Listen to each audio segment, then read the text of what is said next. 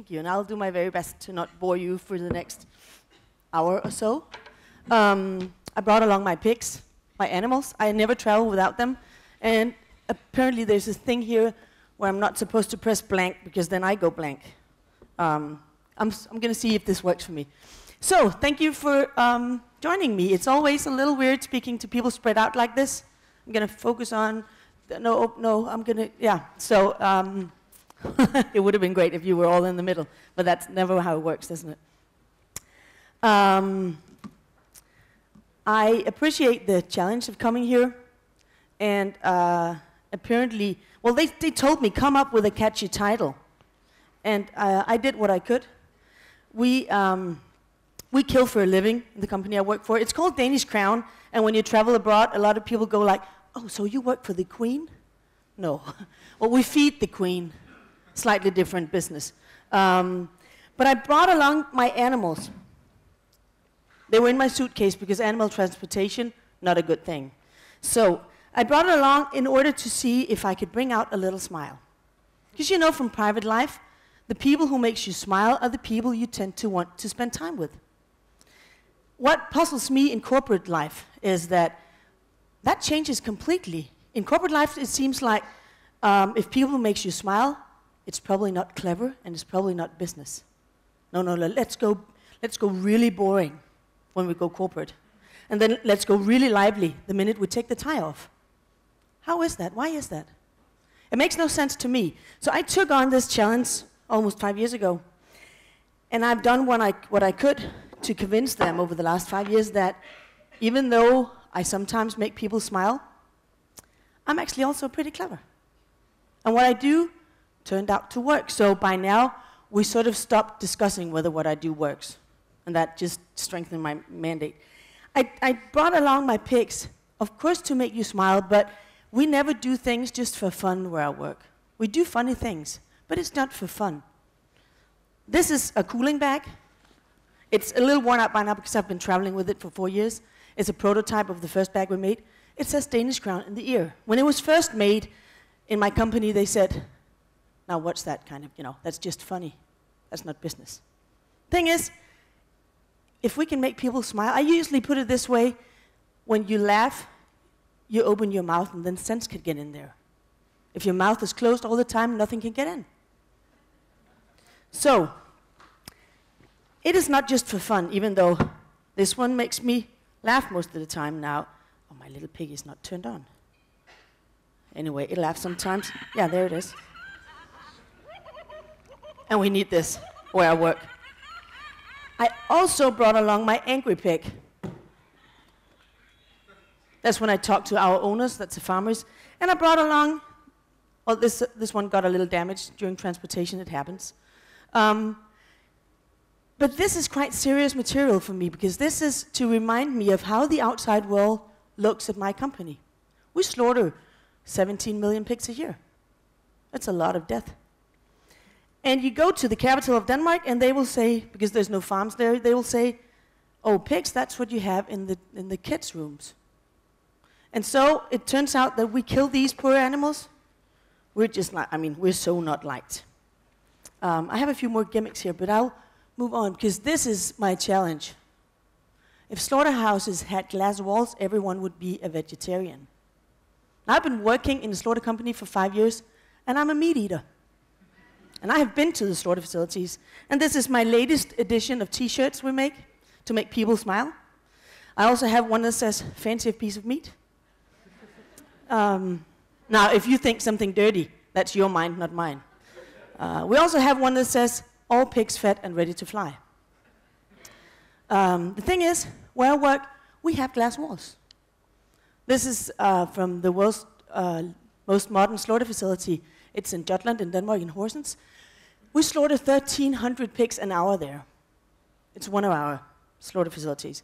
And it's got a visitors hall, and we just reached 125,000 visitors there from all over the world, saying, come and see what we do, come and see how we do it. My belief is if you go into consumer products like food, you also have already chosen presence. You've chosen sort of intimacy in your dialogue. So I had to take the corporate out of corporate business. And We did that. This is what it looks like. I mean, we don't exactly think, meal, seeing that, do we? But this is what we do, so let's stand by it. Let's show it off. Let's make it professional. This was my starting point when I first started at Danish Crown. And it's an interesting place to start for a person who's responsible for reputation management, corporate branding, internal and external communication, the works. We kill for a living. We're owned by farmers. Now, some might say, well, that's not a downside. Well, have you met farmers lately? I was just talking to a person from Greece out there who said, who could recognize the thing that farmers only appreciate legislation if they think it's a good idea. So I can meet farmers in Denmark. I mean, I like these guys. We're owned by 10,000 of them. But I can meet farmers who will say, yeah, I know I should do this by law, but for me it doesn't work, so I'll do something else. And I go, no, we live in a democratic society. We're ruled by laws. You hate the laws, you go into politics. You don't just say, I know there's a speed limit, doesn't work for me, I'll go faster. If you meet the police out in the street going faster, they will not say, well, okay, if that works for you, it's okay with me. They're not going to say that. So let's play by the book if we want to be respected as somebody who plays by the book. If other people don't understand us, it's their problem. That was the largely put out attitude when I started there, saying, yeah, well, it's not really our problem, it's their problem, they don't understand us. The thing is, if you do like this, you cannot speak to any politicians because nobody can bear backing us up. So, we move Danish jobs to countries with lower salaries. Not a good reputation thing. I mean, we moved jobs to Germany. I think it actually surprised Germany lately. There was a lot of press coverage on this, that they were going like, no, we're not China. But the thing is, salary in slaughter business in Germany is less than half of Danish salaries. So it's a good business thing. We transport live pigs, never good. We do have a thing, though, that 95% of our pigs are transported less than 3 hours. Still, not good. And we produce luncheon meat.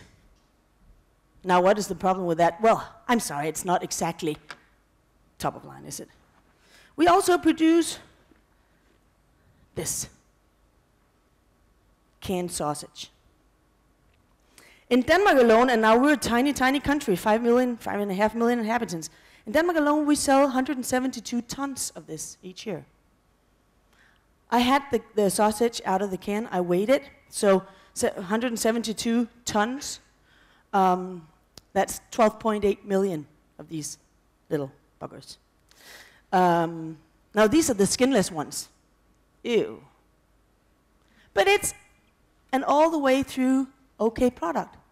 It actually has a lot of meat in it. It's just not my preference. So at one point I gave 36 interviews in one day about this product. The Danish Consumer Organization had named it the most disgusting food in Denmark.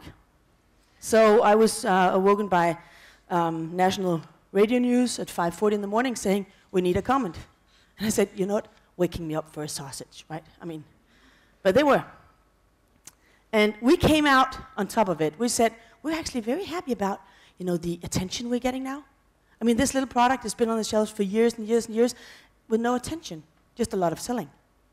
So we're now going to, make a new package saying it won a test at the Consumer Organization.